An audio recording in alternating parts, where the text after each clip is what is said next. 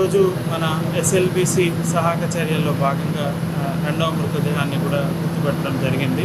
హాస్పిటల్కి పంపించి అక్కడ రిమైనింగ్ ఫార్మాలిటీస్ పోస్ట్మార్టం అన్ని కంప్లీట్ చేసుకొని వాళ్ళ ఫ్యామిలీ మెంబర్స్కి హ్యాండ్ ఓవర్ చేయడం జరుగుతుంది. సో దీనికి మనము ఒక రెవెన్యూ ఆఫీసర్, ఒక పోలీస్ ఆఫీసర్, ఒక హెల్త్ డిపార్ట్మెంట్ అంబులెన్స్తో పాటు పంపించి వాళ్ళకి హ్యాండ్ ఓవర్ చేసేదాకా కూడా మానిటర్ చేయడం జరుగుతుంది.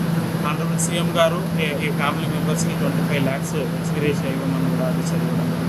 ఆ ప్రకారంగా ఫ్యామిలీకి మనం 25 lakhs ఎక్స్గ్రేషియా కూడా మన రెవెన్యూ డిపార్ట్మెంట్ వాళ్ళ ఫ్యామిలీ మెంబర్కి అందజేయడం జరుగుతుంది. అంతేకాకుండా ఈ లోపల ఉన్న 8 మంది ఎవరైతే ఉన్నారో వాళ్ళందరినీ సర్చ్ చేసేంత వరకు కూడా ఈ రెస్క్యూ ఆపరేషన్ కంటిన్యూ చేయాలి, వాళ్ళందరినీ కూడా తీసుకురావాలని ఆనరబుల్ సీఎం గారు ఇన్స్ట్రక్షన్స్ ఇవ్వడం జరిగింది. సో ఆ ప్రకారంగా ఇంకా రెస్క్యూ ఆపరేషన్ మనకు కంటిన్యూ అవుతుంది. 4 ఎక్స్కవేటర్స్ లోపల పనిచేస్తున్నాయి. సో ఈ ఎక్స్కవేటర్స్ ఇంతకుముందు పనిచేయడానికి కష్టం ఉండేది, ఇప్పుడు కొంచెం పనిచేస్తున్నాయి కాబట్టి రెస్క్యూని ఇంకా స్పీడప్ చేసి మిగతా వాళ్ళని కూడా ఐడెంటిఫై చేయడానికి అంత rescue teams all central government teams, state teams కూడా పనిచేస్తున్నాయి.